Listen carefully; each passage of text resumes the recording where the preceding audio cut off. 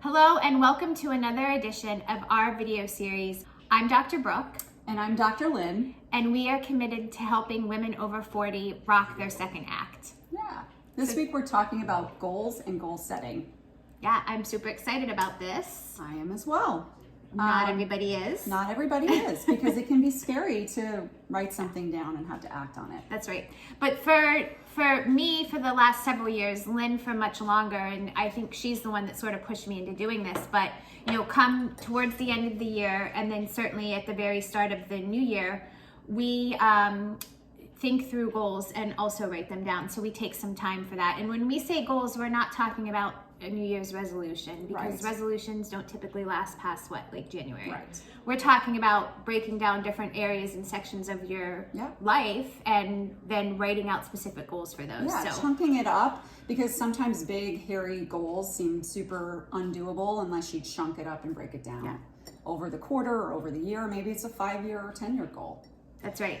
Yeah, I would say too, it's never too late to write down some goals, but if you're already in the habit of doing this, make sure you're doing this in September, October, like you just mentioned, because by the time January rolls over, you're already in the momentum of that new year. So get it set in October, fourth quarter. So let's talk about some of the tactical, practical ways that we've, you have some unique things, I do some unique things. For one, we've got this pretty journal here. Tell us about that. Yeah, well, and before I jump into that, I just want to jump onto something that you just mentioned, because it's really important, in that start to think about it before the end of the year comes, because you hit the holidays and it's like wham, bam, and then you're into the first. So one thing that I added this year, I was just telling you about the other day, is I started a notes section probably in September, October of my phone, and titled it Brain Dump for 2022. And when something came to mind that I knew I wanted to work in, it wasn't like a long drawn out thing. It was just like a keyword or something that would jog me to start to put this together. So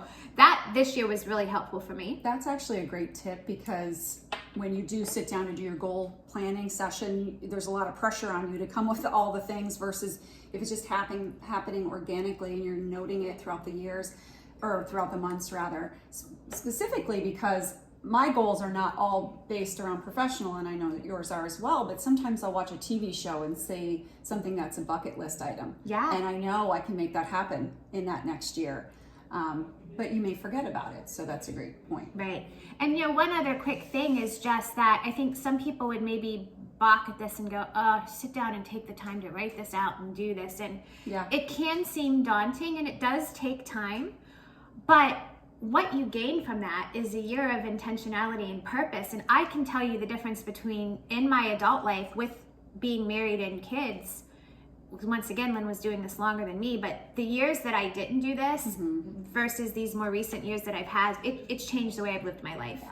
And I've done more and accomplished more than I would have. Well, I mean, let's go back to it being scary, because as a perfectionist, just to write down 10 things that you would not necessarily be able to get done, it's the worst feeling to think, I didn't get it done. And that's the reason people don't set written goals, is because they're afraid of failure.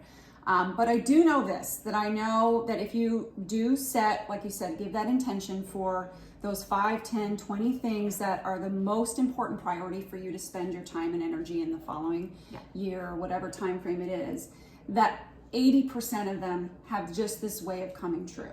And then give yourself grace for the 5%, 10% goals that aren't priority anymore, or maybe they seemed important in January, but by December circumstances had changed, and just let them go.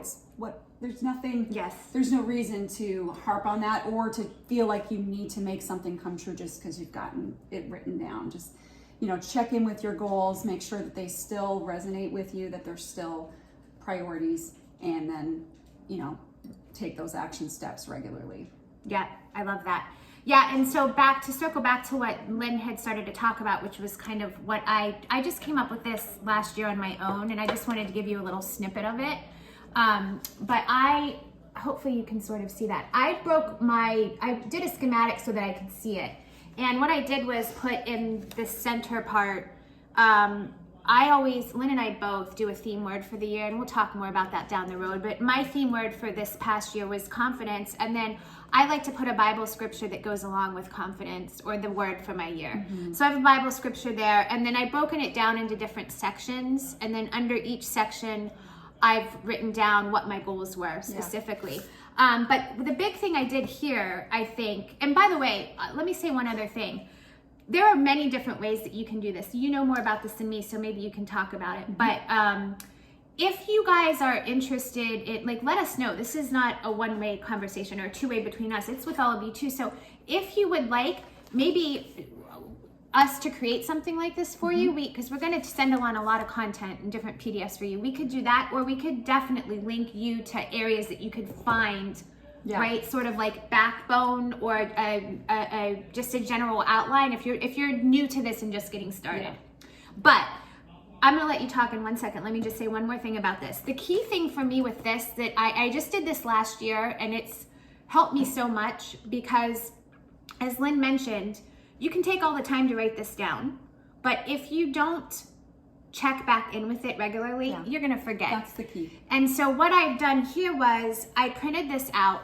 I started on a great big poster board, and then I took a screenshot of it, printed it, and I put this inside of my daily planner, so that every time I open up my daily planner, every morning, every time through the course of the day, I see this.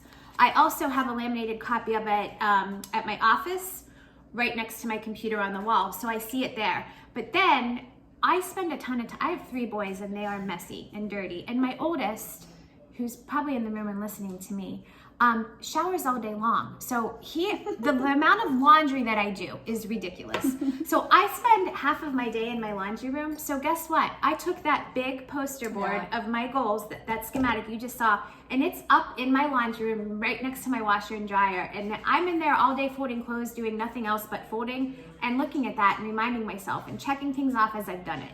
So anyway, I love that. I'm actually currently not doing that, and I love that inspiration. Just getting in front of you in places that you are, and you spend time every day. And it might not be for you or for someone else, your laundry room. You do what works for you, but just your in a place, maybe it's on your mirror in your bathroom where you get ready in the morning so you see it, but you just need to cue yourself. Yeah, so we started to do this, my husband and I, several years back, with the bubble balloon, or the bubble word, and then the offshoots and the goals. And it was simply because we had done written goals in the different categories, the very strict way of setting goals, or just very sort of dry listing them. And I got to a couple of years where I just was burnt out on that. And it was, I've shared that, we are those achiever people, and we just can get lost in the to-dos. And so I just had this feeling of no more. I don't want to do that. So we actually didn't set goals for a year. I remember that. And that was a way of setting a goal, because it was a way of taking, stepping back and looking and seeing, where is this serving us, and how do we need to change this process to serve us better. And I came up with this. And so we have a word of the year, which is our focus, and it helps us to determine, which things are we actually working on. And then we have a slogan of the year, which is also fun to come up with, and involve your family. Our daughter knows about this process. She can see it in our house. We share those ideas and encourage her to do this for herself as well. So I love that. Yeah. By the way, we might be talking about this on another episode. I'm not sure, but we haven't talked about this personally. Have you come up with your word for 2022? It's a great question, and I have. Are you ready to share or no? Or should we save written that? down. We can save that. Let's save that. Okay, we're gonna save it, so you're gonna have to tune in again. Do you have yours? I do, but I'm not sharing that. You'll have to wait. Okay. And apparently all of you will have to wait too. So, but this would be a good conversation to have, just to, if you haven't guys done this and picking your word, picking a theme word, just to put a little more concrete around why we do it and how that kind of plays out in your life. So yeah, and just to touch on that topic one more time, is you may think that you're doing it, and maybe you are, but just relook at the whole process, see if there's a way you could tweak it, even to turn it up even 5 degrees, to get a little bit more, to squeeze a little bit more out of that. So whether that might be just getting it in a place that you can see it and you're checking in more frequently, or setting more goals that are really scary and just being vulnerable, in that way, and just saying, this is something that I really want to do and I'm scared to think about doing it, but I'm going to write it down and I'm going to take those action steps, just walk towards it. Yeah, there's something, once again, about writing something down and then seeing it that just is a game changer. It makes it more concrete. Absolutely. And it sort of holds you accountable to yourself. It does. Which is great. So I think that's just about it for today. I'll let Lynne wrap us up, but you guys, these are sort of short conversations, at least for us, because she and I talk a lot. But we are constantly continuing the conversation on social media. We have a blog on our website too. If you're not following that, we're doing some writing over there, but we're going to we'll be giving you more specific, like what are our categories for our goals, and you can find all that in other places too. So don't let the conversation with us stop here. Awesome. Anything else? No, you said I said it. I'm sorry. I talk too much. It's all good. Have a great day, guys. See you soon.